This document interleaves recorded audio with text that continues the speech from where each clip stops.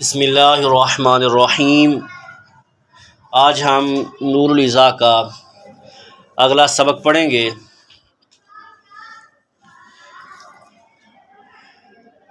وتخلیل اللحیۃ الکثۃ بکف ماء من اسفلها۔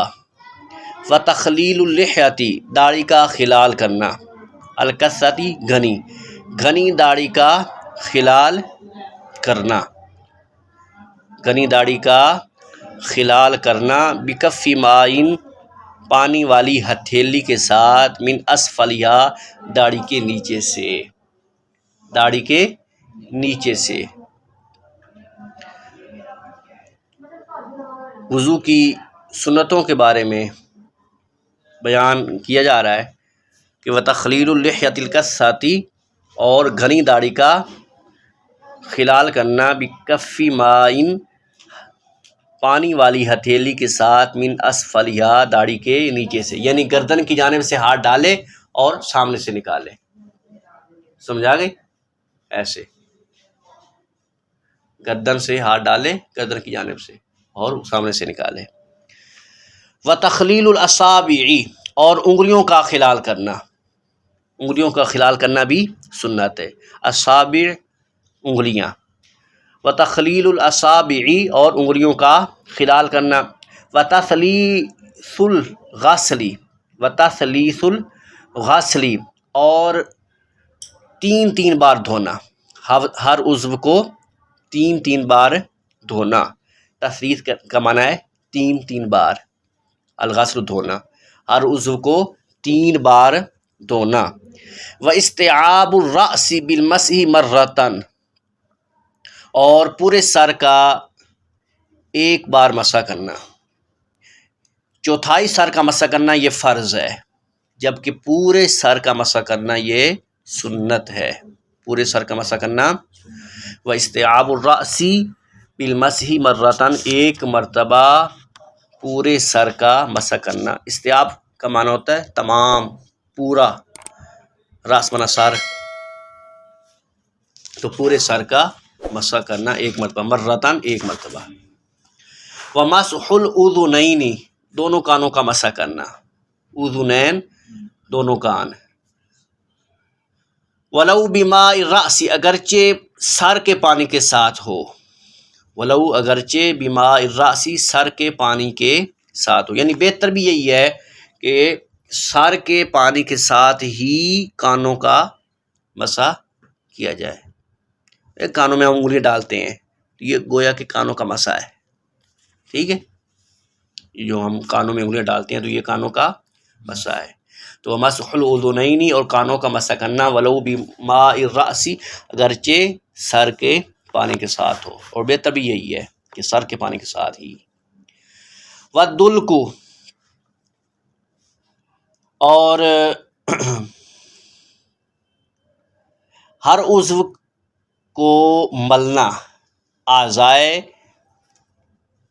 وضو کو ہاتھ سے ملنا، یعنی جب ہاتھ دھوئیں، پاؤں دھوئیں تو ساتھ ہاتھ بھی پھیریں۔ سمجھا گئی؟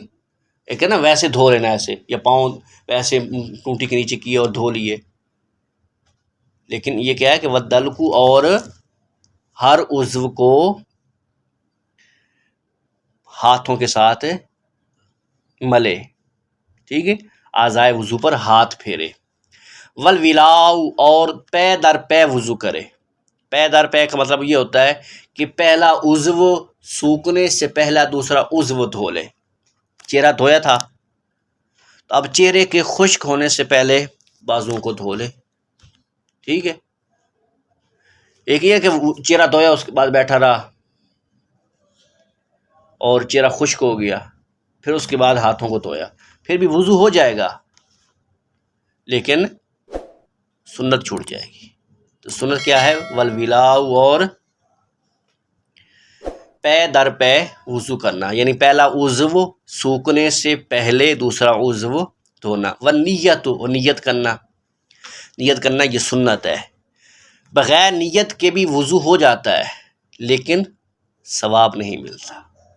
سمجھ آ گئی؟ انما الاعمال بالنیات، اعمال کا دار و مدار نیت پر ہے، اس لیے نیت پر ہی اجر ملتا ہے۔ تو نیت اور نیت کرنا، و ترتیب اور ترتیب قائم رکھنا، کون سی ترتیب؟ کما نص اللہ تعالیٰ فی کتابی، ایسا کہ اللہ تعالیٰ نے اپنی کتاب کے اندر فرمائی۔ ان قرآن مجید میں جو وضو کا بیان ہے تو اللہ پاک نے ارشاد فرمایا فَاغْسِلُوا وُجُوهَكُمْ وَأَيْدِيَكُمْ إِلَى الْمَرَافِقِ وَامْسَحُوا بِرُؤُوسِكُمْ وَأَرْجُلَكُمْ إِلَى الْكَعْبَيْنِ، یہ آیت سورۃ المائدہ کی جو ہے، اس میں وضو کے فرائض کا بیان ہے نا، اور ترتیب بیان کی کہ فَاغْسِلُوا وُجُوهَكُمْ، پہلے چہروں کو دھو، ٹھیک ہے، وَأَيْدِيَكُمْ إِلَى الْمَرَافِقِ، ہاتھوں کو کونیوں سمیت دھو، وَامْسَحُوا بِرُؤُوسِكُمْ، اور سر کا مسح کرو، وَأَرْجُلَكُمْ إِلَى الْكَعْبَيْنِ، اور پاؤں کو ٹخنوں سمیت دو۔ تو فرمایا کہ و ترتیب اور ترتیب قائم رکھنا، جیسا کہ اللہ پاک نے قرآن میں ترتیب ذکر فرمائی، یعنی اسی ترتیب سے وضو کرنا، یہ نہیں کہ پہلے پاؤں دھو لے بعد میں جو ہے وہ چہرہ دھوئے، تو اب بھی وضو ہو جائے گا، ٹھیک ہے۔ اگر کسی نے پہلے پاؤں دھو لیے بعد میں چہرہ دھویا پھر اس کے بعد بازو دھوئے یا مسح کیا، یعنی ترتیب الٹ کر دی، تو پھر بھی وضو ہو جائے گا، لیکن سنت کے خلاف، سنت چھوٹ جائے گی۔ و ترتیب اور ترتیب قائم رکھنا، کما نص اللہ تعالیٰ فی کتابی، جیسا کہ اللہ تعالیٰ نے اپنی کتاب قرآن میں ترتیب کو ذکر فرمایا ہے۔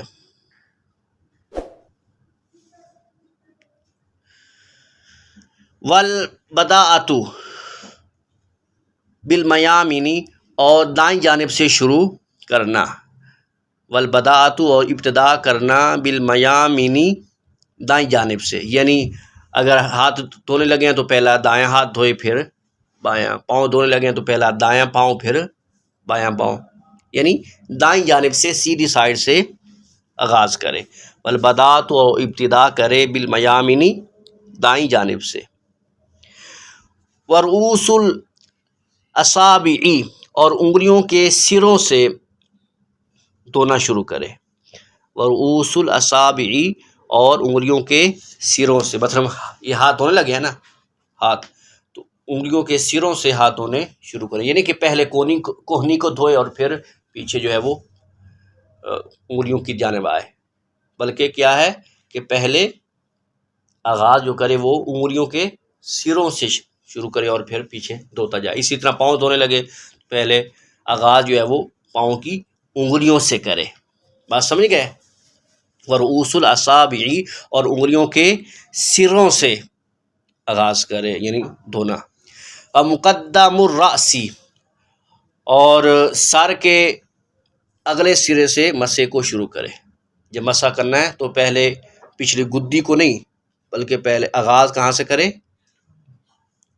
سر کا اگلے حصے سے، مقدم کہتے ہیں اگلے حصے کو، پہلے کو، تو مقدم الرأس، اور سر کے اگلے حصے سے مسح کو شروع کرے، ومسح الرقبات، اور گردن کا مسح کرنا، ومسح الرقبات، اور گردن کا مسح کرنا، للحلقوم، نہ کہ گلے کا، یعنی گلے کا مسح نہیں کرنا بلکہ گردن کا مسح کرنا۔